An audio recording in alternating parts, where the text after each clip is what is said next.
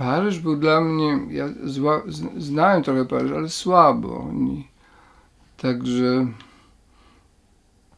te pierwsze miesiące pobytu w Paryżu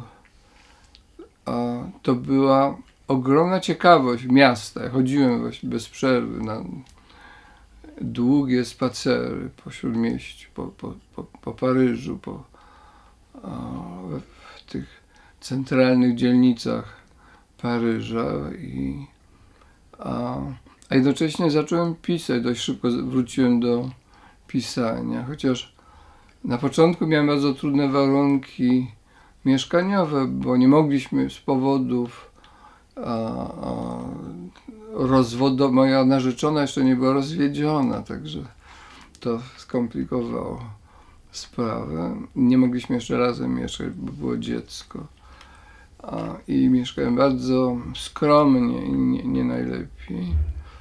Ale mimo to zacząłem pisać i to był taki okres dziwnego szczęścia związanego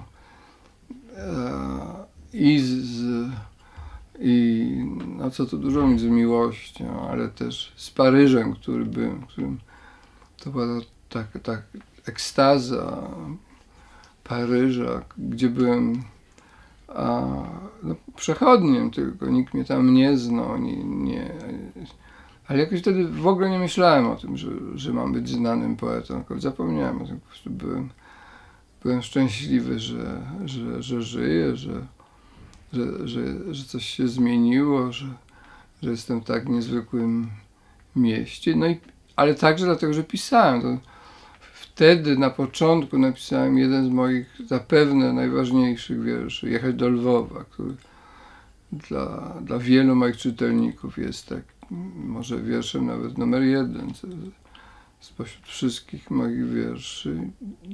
To jest taki wiersz, który ma w sobie i żal z powodu wyjazdu z Lwowa, ale w tym jest i też żal z powodu wyjazdu z Krakowa.